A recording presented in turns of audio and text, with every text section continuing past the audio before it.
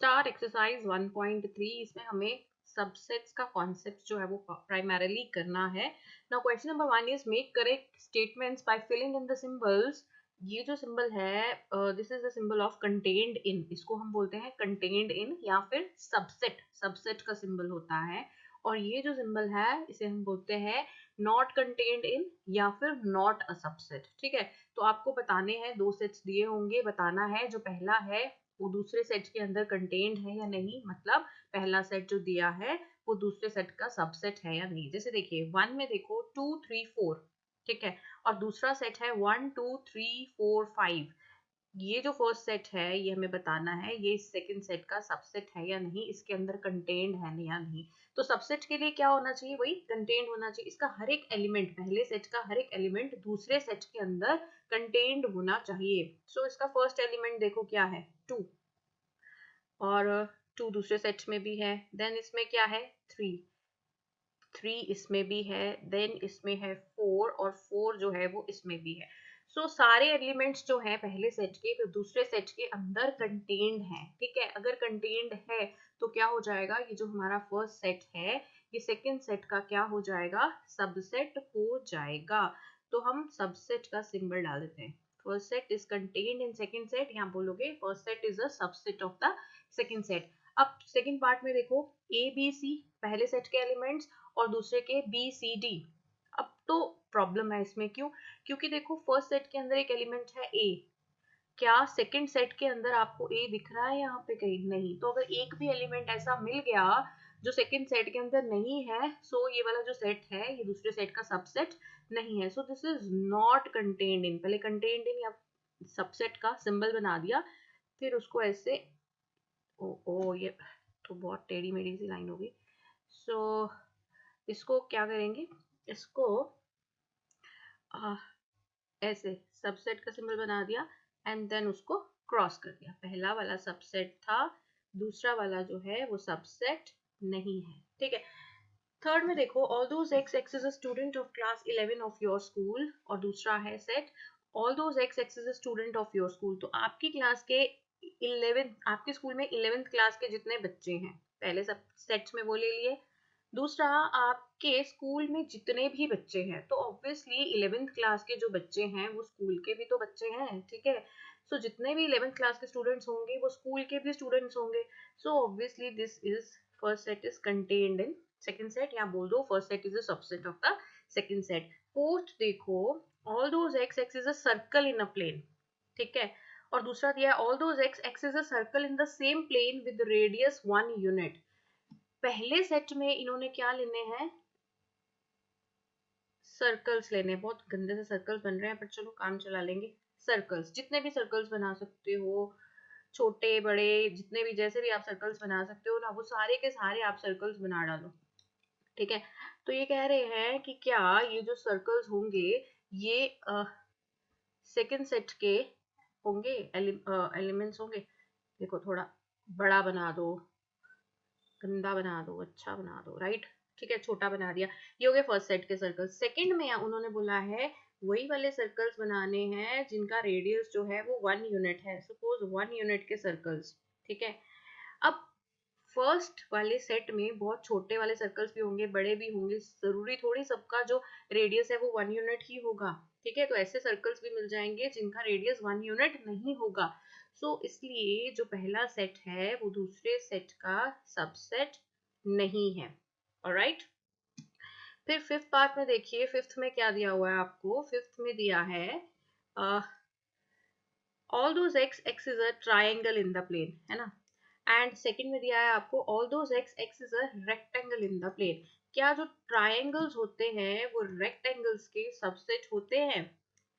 अब ट्राइंगल्स और रेक्टेंगल्स तो बिल्कुल अलग अलग चीजें हैं ना। ट्राइंगल 3 साइडेड फिगर है, रेक्टेंगल 4 साइडेड फिगर है। तो ट्राइंगल्स जो है वो ट्राइंगल्स के सबसेट होते हैं, रेक्टेंगल के तो सबसेट कभी नहीं होते। So this is not a subset, है ना, this will not be a subset. So हम कैसा सिंबल बना देंगे, नॉट कंटेन्ड इन। जो फर्स्ट सेट है that is not contained in the second set.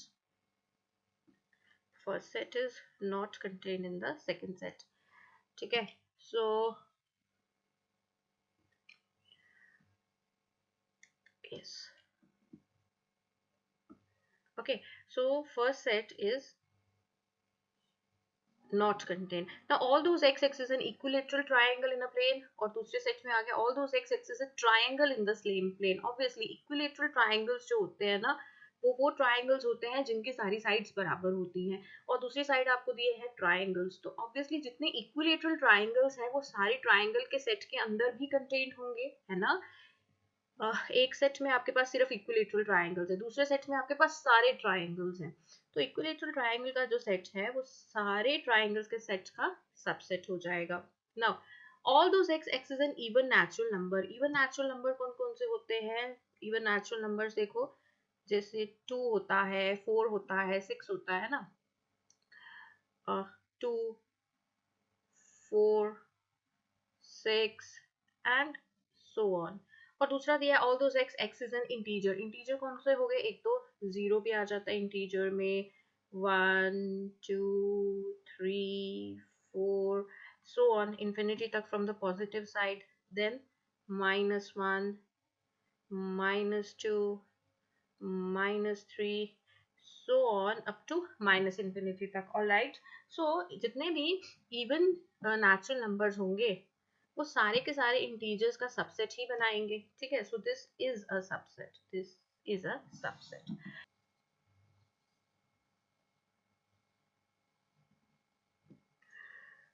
Now look at question number 2. Question number 2 में क्या है? Examine whether the following statements are true or false. ये statements जो है वो true है या false है। Set AB is not contained in the set BCA.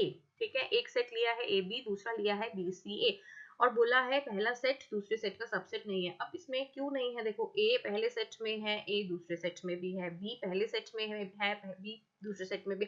Ordering इसका क्या है वो मैटर नहीं करता कि A पहले लिखा है, B पहले लिखा है, क्या पहले क्या बाद में, उससे कोई फर्क नहीं पड़ता, as I have explained you earlier also। But इसके दोनों एलिमेंट्स जो है वो इस सेट में भी हैं, ठीक है। तो पहला सेट जो है वो दूसरे सेट का सबसेट बन रहा है, पर यहाँ पे लिखा है it is not a subset, तो ये जो स्टेटमेंट है ना हमारी, ये फॉल्स हो जाएगी। सेकंड देखो, set AE is contained in the set all those x is a vowel in the English alphabet। पहला सेट रोस्टर फॉर्म में लिखा है और दूसरा सेट बिल्डर फॉर्म में, तो इसको भी रोस्टर में अगर हम लिखें तो कौन कौन से वॉवल्स होते हैं? A E I O U, ये वाले वॉवल्स होते हैं। अब देखो A और E दोनों कंटेन्ड हैं दूसरे सेट में, पहले सेट के एलिमेंट्स हैं और दूसरे सेट में भी कंटेन्ड है, इसका मतलब पहला सेट दूसरे सेट का क्या है? सबसेट है। अगर सबसेट है तो ये जो स्टेटमेंट होगी ना हमारी, ये कैसी हो जाएगी? ट्रू हो जाएगी। थर्ड देखो, 1 2 आपको लिखने की जरूरत नहीं है रोस्टर फॉर्म में, जस्ट टू एक्सप्लेन यू मैंने इसके सारे एलिमेंट्स लिख दिए हैं, आपने सिर्फ ट्रू एंड फॉल्स बताना है अगर आपको एग्जाम में आएगा। नाउ थर्ड पार्ट में 1 2 3 पहला सेट और दूसरे सेट में 1 3 5। अब गड़बड़ है, देखो ये जो एलिमेंट है यहाँ पे 2, ये तो दूसरे सेट में है नहीं, अगर नहीं है तो सबसेट नहीं बन सकता, so the statement is false. Fourth में देखो, सिंगलटन सेट ए, है ना, सिंगलटन ए मतलब ये सेट है, सेट क्यों है? कर्ली ब्रैकेट लगा है तो सेट बन जाएगा। अब बोला है सिंगलटन ए, सिंगलटन बोल रही हूँ क्योंकि उसमें सिंगल एलिमेंट है, is contained in the set ABC, so this should be comma. पहला सेट और दूसरा सेट, पहले सेट में एक ही एलिमेंट है और वो दूसरे सेट के अंदर भी है प्रेजेंट, सो पहला सेट दूसरे सेट का सबसेट है और यही लिखा है, so this statement is true. Now fifth देखो, singleton A belongs to ABC। पहले तो ये ब्रैकेट गलत है ABC की, अगर सेट बनाना है तो कर्ली ब्रैकेट में बनेगा, ठीक है। और अगर ये सेट होगा भी इस तरह से, अगर मैं लिख भी लूं ABC, ठीक है, तो भी ये सिंगलटन सेट ए इसके अंदर बिलोंग नहीं करेगा। क्यों नहीं करेगा? अगर इस टाइप का भी क्वेश्चन आ जाए जहाँ पे कर्ली ब्रैकेट लगे हों तो भी ये बिलोंग नहीं करेगा, क्योंकि ये जो पहला वाला है ना सिंगलटन सेट है, ये एक सेट है, ठीक है। सेट क्यों है? क्योंकि एक एलिमेंट है पर इस पे कर्ली ब्रैकेट्स लग गए हैं, जब कर्ली ब्रैकेट्स लग जाते हैं तो वो क्या बन जाता है? एक सेट बन जाता है। एलिमेंट जो होता है ना वो किसी सेट को बिलोंग करता है, ठीक है, तो हम बिलोंग्स टू में ये सिंबल लगा देते हैं। पर जो एक सेट है वो दूसरे सेट का सबसेट हो सकता है, उसको बिलोंग नहीं करता, राइट। तो ये जो सिंगलटन ए है ये सेट का सबसेट है, तो ये वाला सिंबल तो नहीं लगेगा, लगना चाहिए था ये वाला सिंबल जैसे हमने इस पार्ट में किया। सो दिस, ये वाला जो है ये बिल्कुल फॉल्स है, बिलोंग्स टू वाला जो है वो फॉल्स है। नाउ 6 देखो, all those x, x is an even natural number less than 6, even natural number less than 6 कौन कौन से होंगे, 2 और 4, तो ये वाला सेट है पहला। और सेकंड है all those x, x is a natural number which divides 36। Natural numbers कौन कौन से होते हैं जो 36 को डिवाइड करते हैं, 1 भी डिवाइड करता है, 2 भी करता है, 3 भी करता है, 4 भी करता है, 5 नहीं करता, एंड 6 भी करता है ना। और कोई नेचुरल नंबर है जो 36 को डिवाइड करता है, नहीं है। सो अब देखो, फर्स्ट सेट में 2 है, सेकंड सेट में भी 2 है, फर्स्ट सेट में 4 है, सेकंड सेट में भी 4 है। सो पहला जो सेट है वो दूसरे सेट का सबसेट है। Now let's start question number 3. Question number 3 में क्या दिया हुआ है? Question number 3 में we are given a set A, और उस सेट में क्या है, देखो उस सेट के जो एलिमेंट्स है ना वो है 1 2 then set 3 4। ये पूरा का पूरा जो सेट है ये सेट के अंदर प्रेजेंट है, ये सेट के अंदर प्रेजेंट है, मतलब पूरा का पूरा जो सेट 3 4 है वो भी इसका एक एलिमेंट है। And 5 then which of the following statements are incorrect and why? ठीक है, पहला कह रहा है set 3 4 is contained in the set A, और बहुत सारे बच्चे यहाँ पे गलती करेंगे, वो बोलेंगे ठीक है क्योंकि 3 4 जो है सेट वो इसके अंदर प्रेजेंट है, ए सेट के अंदर, और ये क्योंकि सेट है इसमें कर्ली ब्रैकेट लगे हुए हैं तो बिलोंग्स टू तो नहीं आएगा ना, कंटेन्ड ही नहीं आएगा, नो। बिलोंग्स टू और कंटेन्ड इन के अंदर का जो डिफरेंस है ना, माइन्यूट सा, उसको समझो। अब देखो ये जो पूरा का पूरा सेट है ना 3 4, ये ए सेट का जो है ये एक एलिमेंट है, ठीक है। अगर तो ऐसे दिया होता ना ए सेट 1 2 3 4 5, ठीक है, फिर क्या हो जाता, फिर मैं ले लेती सेट 3 4, तो ये इसका सबसेट बन जाता। बट ऐसा ए सेट जो है ना वो ऐसा नहीं दिया हुआ है। ए सेट में क्या किया हुआ है, 3 और 4 पे कर्ली ब्रैकेट्स लगा दिया अलग से, मतलब 3 4 जो है वो एक सिंगल एलिमेंट की तरह हम उसे ट्रीट करेंगे, ठीक है। ए सेट का एक सिंगल एलिमेंट है, अगर एलिमेंट है तो वो सबसेट तो नहीं, हम सबसेट का सिंबल तो नहीं लगाएंगे, हम किसका सिंबल लगाएंगे, बिलोंग्स टू, ठीक है। तो सेट 3 4 जो है वो क्योंकि एक एलिमेंट है इस सेट का, so it belongs to this set A. ये सेट क्या है, ए सेट है, समझ आया। सो अगर हम बिलोंग्स टू का सिंबल लगाएंगे इसका मतलब ये जो पहली स्टेटमेंट है ना ये इनकरेक्ट है। ये कैसी है, इनकरेक्ट। मैं क्रॉस कर रही हूँ, आप लिख लेना, this statement is incorrect. Now second देखो, 3 4 पे अब 2 बार ब्रैकेट लगा दिया है, कर्ली ब्रैकेट 2 बार लगा दिया, and this belongs to A. अब 3 4 along with कर्ली ब्रैकेट जो है ये सेट ए का एक एलिमेंट है, ठीक है। अगर मैं किसी भी एलिमेंट को कर्ली ब्रैकेट लगा दूं तो वो क्या बन जाता है, सबसेट बन जाता है। जैसे कि जो 1 है ना वो ए का क्या है, एक एलिमेंट है, बट अगर मैं 1 पे कर्ली ब्रैकेट लगा दूंगी तो 1 एक सेट बन जाएगा, and this will be contained in set ए। अब 3 4 एक एलिमेंट था सेट ए का, ठीक है। अब जब इस पे दोबारा से एक कर्ली ब्रैकेट लग गई तो ये एक इसका क्या बन जाएगा, सबसेट बन जाएगा ए का। सो 3 4 with 2 curly brackets this belongs to a, ये स्टेटमेंट भी क्या है, गलत हो जाती है। अब देखिए 3 4 जो सेट था विद कर्ली ब्रैकेट, उस पे एक और कर्ली ब्रैकेट लग गई तो ये ए का सबसेट हो गया, और वो यही लिखा हुआ है, so this statement is true. Now देखो 1 बिलोंग्स टू ए, 1 जो है वो ए का एक एलिमेंट है, तो 1 belongs to A, obviously element जो है वो सेट को बिलोंग करता है ना, तो यही वाला सिंबल लगता है बिलोंग्स टू का, so this statement is true. 1 is contained in A, अब ये कैसी बात होगी, 1 कैसे कंटेन्ड हो सकता है, 1 सबसेट तो नहीं हो सकता ना ए का। हाँ अगर ऐसे सिंगलटन 1, जैसे मैंने यहाँ पे भी एक्सप्लेन किया, सिंगलटन 1 होता तो ये भी एक सबसेट बन जाता, एक सेट बन जाता, ए का सबसेट हो जाता। बट 1 जो है वो तो एलिमेंट है, तो उस पे ये वाला कंटेन्ड इन का सिंबल तो हम नहीं लगा सकते, सो this statement is wrong। Now set 1 to 5 is contained in the set A। 1 to 5 वाला जो सेट है वो A के अंदर कंटेन्ड है।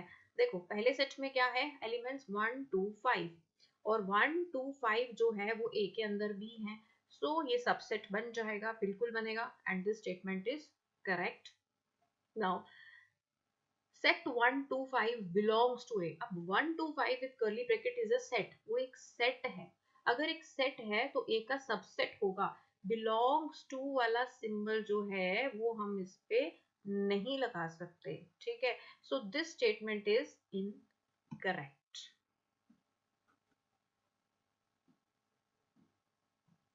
नाउ पार्ट 8 में देखो, इन्होंने बोला है set 1 to 3 is contained in A. अब ये स्टेटमेंट ट्रू है या फॉल्स? ये फॉल्स है, क्योंकि आप देखो जो 3 है ना, 3 वो 1 to 3 का के अंदर का एलिमेंट तो है, सेट 1 to 3 का एलिमेंट तो है, बट वो ए सेट का एलिमेंट नहीं है। पहले सेट में एक ऐसा एलिमेंट है जो दूसरे सेट में नहीं है, तो सबसेट फिर नहीं बन सकता इस केस में। सो ये जो स्टेटमेंट है ना, ये इनकरेक्ट हो जाती है। Ninth, देखो, this is very interesting. The statement phi belongs to A is incorrect because phi is not an element of A.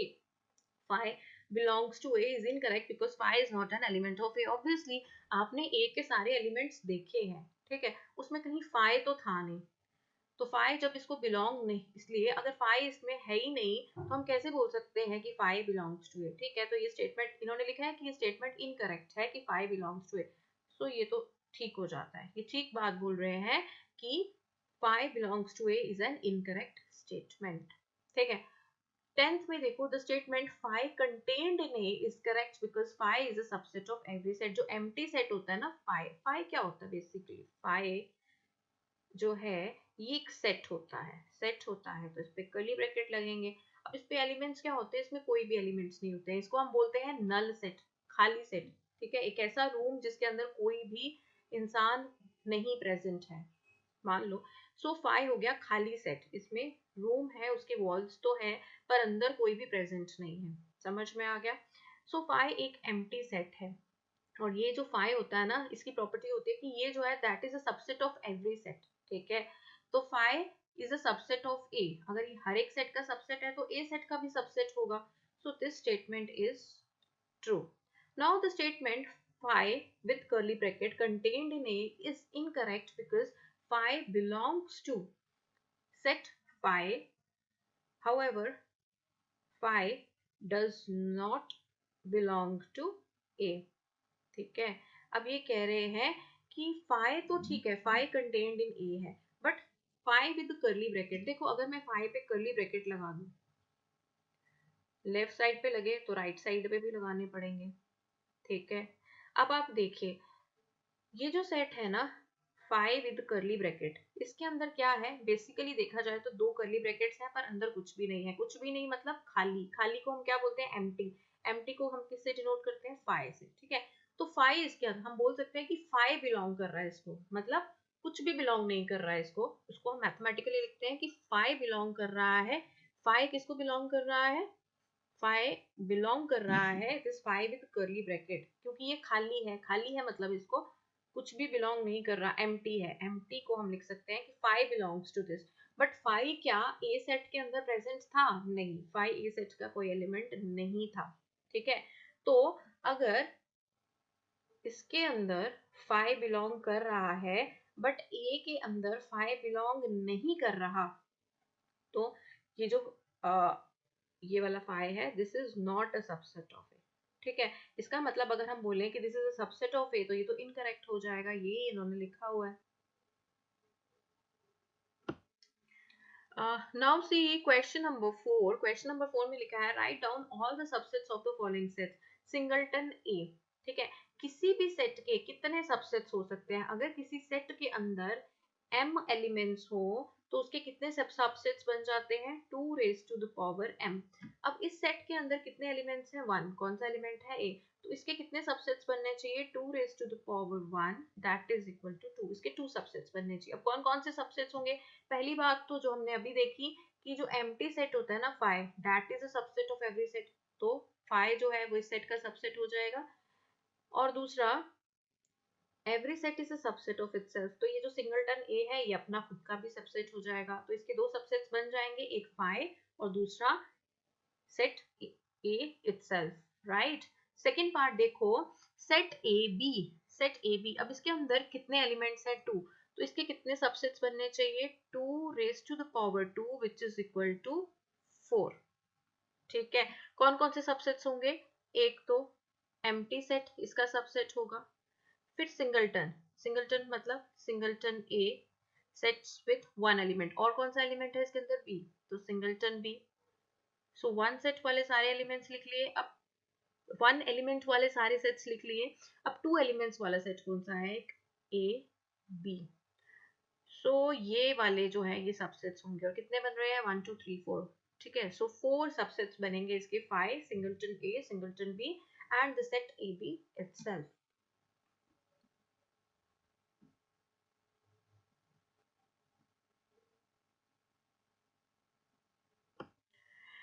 Third part देखो जी, थर्ड पार्ट में है सेट 1 2 3, इसके कितने सबसेट्स होंगे? इसके सबसेट्स कितने होने चाहिए? इसके सबसेट्स होने चाहिए 2 रेज टू द पावर 3, क्योंकि इसमें 3 एलिमेंट्स है। 2 raise to the power 3 is 8, तो इसके 8 सबसेट्स होने चाहिए। अब कौन कौन से सबसेट्स होंगे? पहले तो द एम्प्टी सेट 5 का सबसेट होगा, फिर सिंगलटन्स जिसमें एक एक एलिमेंट होगा। Singleton 1, singleton 2, singleton 3। फिर the sets with two elements, two elements वाले कौन कौन से हो जाएंगे? Set 1 2, set 2 3, set 1 3। ठीक है, और फिर पूरा का पूरा सेट 1 2 3, 1 2 3, ये पूरे का पूरा सेट। तो कितने सबसेट्स हो गए? काउंट कर लीजिए। कितने होंगे? 1 2 3 4 5 6 7 8, ये 8 सबसेट्स होंगे इसके। ऑलराइट, उसके बाद आ गया 5। 5 के कितने सबसेट्स होंगे? 5 के सबसेट्स कितने होंगे? 5 जो है, मैंने अभी आपको बताया 5 क्या होता है। It is an empty set, curly brackets और अंदर कुछ भी नहीं, खाली। ठीक है, कितने एलिमेंट्स हैं? 0। तो इसके सबसेट्स कितने बनेंगे? 2 raise to the power 0 which is equal to 1। एक ही सबसेट बनेगा, वो कौन सा होगा? 5, क्योंकि 5 अपना खुद का सबसेट होगा। 5 हर एक सेट का सबसेट होता है, तो अपना खुद का भी सबसेट होगा।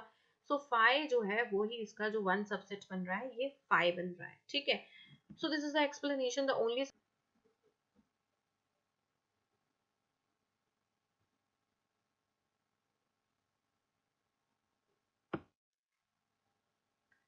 now question number 5, how many elements does power set of A have if A is equal to 5? Same जो हमने अभी किया, A जो है वो 5 है, तो उसके पावर सेट में कितने एलिमेंट्स होने चाहिए? 5 के अंदर 0 एलिमेंट्स हैं, तो 2 रेज पावर 0 1 एलिमेंट होना चाहिए। देखो, we know that if A is a set with m elements, then number of elements in the power, मतलब number of elements in A अगर m है, तो number of elements in the power set of A कितना हो जाता है? 2 raised to the power m। अगर A 5 है, ठीक है, तो नंबर ऑफ एलिमेंट्स इन ए कितने हो जाएंगे? 0, कोई भी एलिमेंट नहीं होगा। तो number of elements in the power set of A कितना हो जाएगा? 2 raise to the power 0 which is equal to 1। Hence power set of A has only one element. Power set का मतलब ऐसा सेट जिसमें सारे ए के सबसेट्स आ जाएंगे, the set of all the subsets of A. Now see question number 6, write down these as intervals। intervals की form में लिखना है। all those x belongs to r minus 4 less than x less than equal to 6। क्या कहने का की कोशिश कर रहा है? all those x belongs to r मतलब x belongs to r मतलब सारे रियल नंबर्स लेने हैं जो किस किस के बीच में बिलोंग कर रहे हैं। यहाँ पे कहीं सपोज मैं बना लेती हूँ -4 एंड यहाँ पे जैसे बना लिया 6, तो -4 और 6 के बीच में जितने भी रियल नंबर्स हैं वो सारे के सारे लेने हैं, चाहे रैशनल है इरैशनल है। कितने रियल नंबर्स होंगे? इनफाइनाइट है ना, इनफाइनाइट नंबर होंगे। डेसिमल वाले विदाउट डेसिमल वाले सारे काउंट कर लो, इनफाइनाइट नंबर्स होंगे। अब इनफाइनाइट नंबर्स हम लिख नहीं सकते, इसलिए या तो इसको हम सेट फिल्टर फॉर्म में लिख लेते हैं या फिर हम इंटरवल्स की फॉर्म में लिख लेते हैं। नाउ -4 एंड 6 के बीच के नंबर्स लेने हैं। -4 लेस देन x है, अगर लेस देन x है मतलब -4 को तो हमने नहीं लेना। -4 और 6 बाउंड्री पॉइंट्स हैं, -4 को हम काउंट नहीं करेंगे। एंड x लेस देन और इक्वल टू 6, जहाँ पे इक्वल टू का भी साइन आएगा ना, उस बाउंड्री पॉइंट को हमने लेना है। तो लेस देन इक्वल टू 6 है, तो 6 को हमने लेना है। राइट, तो ये जो इंटरवल है ये किस तरह का इंटरवल बन जाएगा? ये इंटरवल कैसे लिख सकते हैं हम इस इंटरवल को?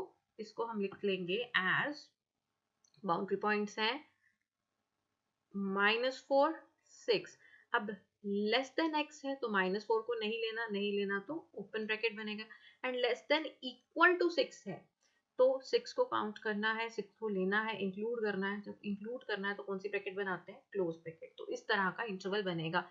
All those x belongs to R, -12 less than x less than -10, -12 और -10 के बीच के नंबर्स, यहाँ पे सपोज -12 एंड यहाँ पे -10, इनके बीच के नंबर्स। अब इनके बीच के नंबर्स कौन कौन से होंगे? जैसे -11 भी हो जाएगा ऑब्वियसली, बट -12 और -11 के बीच में भी बहुत सारे नंबर्स होंगे ना, जैसे -11.1, -11.1111, -11.00003 या उस तरह के नंबर्स है ना, इनफाइनाइट नंबर्स हैं। और -11 और -10 के बीच में भी इनफाइनाइट नंबर्स हैं। अब आप सिर्फ ना लेस देन और less than equal to check करो, यहाँ पे लेस देन है, यहाँ पर भी लेस देन है, इक्वल टू का साइन कहीं पर भी नहीं है। मतलब जो -12 है इसको भी हम नहीं लेंगे और -10 को भी नहीं लेंगे। अगर नहीं लेंगे तो दोनों साइड से कौन सी ब्रैकेट्स लग जाएंगी? ओपन ब्रैकेट लग जाएगी। ओपन ब्रैकेट कैसे आएगी? -12 कॉमा -10 ओपन ब्रैकेट। सो ये इंटरवल बनेगा हमारा। थर्ड देखो, all those x belonging to R and 0 less than equal to x less than 7, 0 और 7 के बीच के नंबर्स लेने हैं। अब लेस देन कहाँ है और लेस देन इक्वल टू कहाँ है वो ढूंढ लो। लेस देन इक्वल टू यहाँ है, 0 less than equal to x, तो वो जो नंबर है वो 0 भी हो सकता है और 0 से बड़े भी हो सकते हैं। 0 को इंक्लूड करना है तो कौन सी ब्रैकेट लग जाएगी? ये क्लोज। और 7 को इंक्लूड नहीं करना तो कौन सी ब्रैकेट लग जाएगी? Open bracket. तो इसको हम इस तरह से लिख सकते हैं। 4 देखो, all those x belongs to R, 3 less than equal to x less than equal to 4, 3 और 4 के बीच के नंबर्स हैं। अब बताओ 3 को लेना है, 4 को लेना है, किसको लेना है, किसको नहीं? 3 less than equal to x है, लेस देन इक्वल टू का भी साइन है, and x less than equal to 4, यहाँ पे भी लेस देन इक्वल टू का साइन है। तो दोनों बाउंड्री पॉइंट्स को लेना है, दोनों तरफ से क्लोज्ड ब्रैकेट।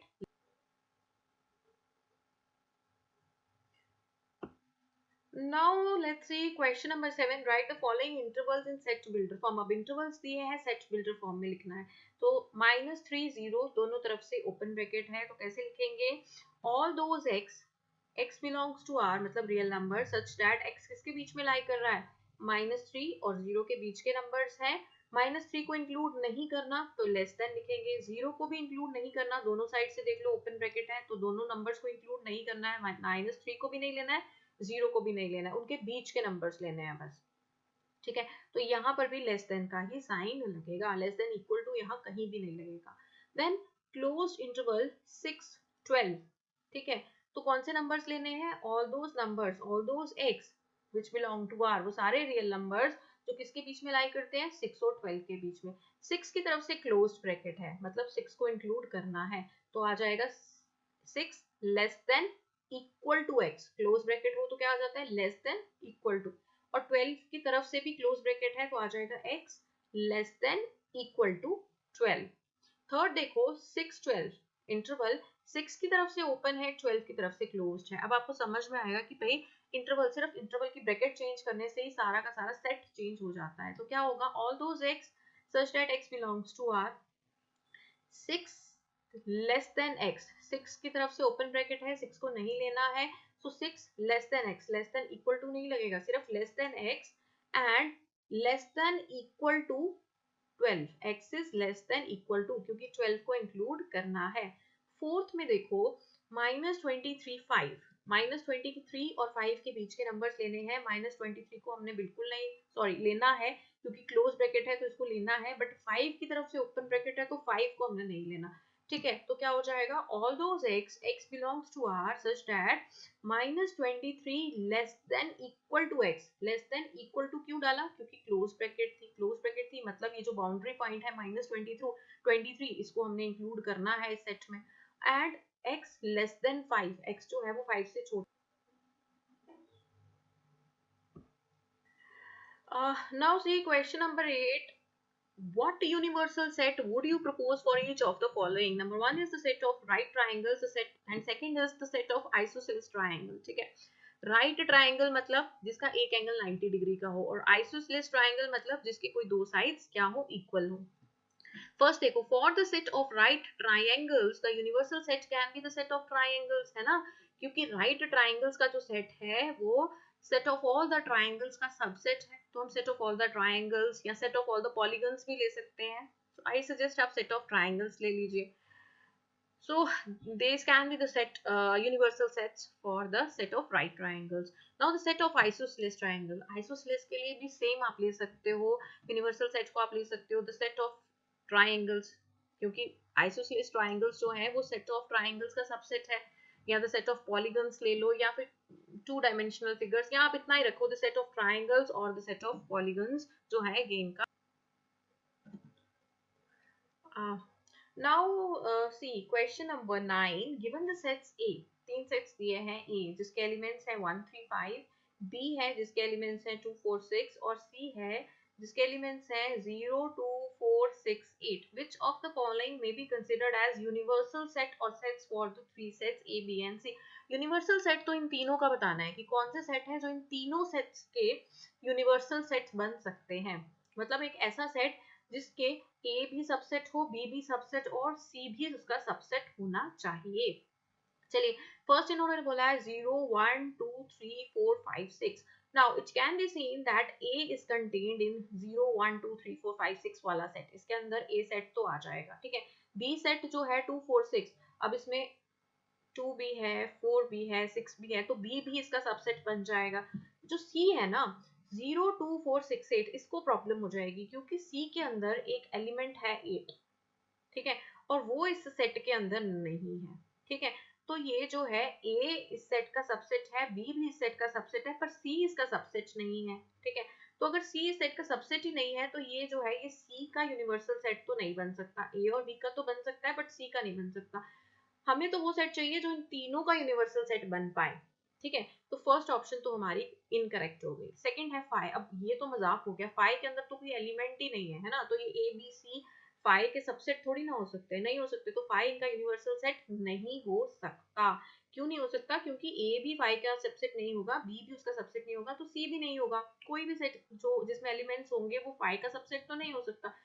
सो 5 इनका यूनिवर्सल सेट जो है वो नहीं हो सकता. थर्ड देखो 0 1 2 3 4 5 6 7 8 9 10, लंबा चौड़ा सा सेट है. अब बताना है कि क्या ए बी सी का ये यूनिवर्सल सेट है. अब ए देखो 1 3 5, 1 3 5 इसके अंदर है, सो ए इसका सबसेट हो जाएगा. 2 4 6 और 2 4 6 भी इसके अंदर है एलिमेंट्स, तो बी भी इसका सबसेट हो जाएगा. 0 2 4 6 8, नाउ 0 2 4 6 8 भी इसके अंदर प्रेजेंट है, सो सी भी इसका सबसेट हो जाएगा. सो ए बी सी तीनों इसके सबसेट्स हैं, तो ये जो है ना ये तीनों का यूनिवर्सल सेट है. फोर्थ देखो 1 2 3 4 5 6 7 8, देख के ही पता चल रहा है. चलिए ए 1 3 5 इसके अंदर है, बी सेट 2 4 6 भी इसके अंदर है. अब सी सेट देखो, सी सेट जो है वो पहले केस में भी नहीं माना था, फोर्थ केस में भी यही प्रॉब्लम क्रिएट करेगा. क्यों? क्योंकि देखो इसमें जीरो है एंड फोर्थ सेट में हमारे पास जीरो है ही नहीं, सो सी इसका सबसेट नहीं है, तो सी इसका यूनिवर्सल सेट भी नहीं हो सकता. सी इसका सबसेट नहीं है, सॉरी, सो ये सेट सी का यूनिवर्सल सेट नहीं हो सकता.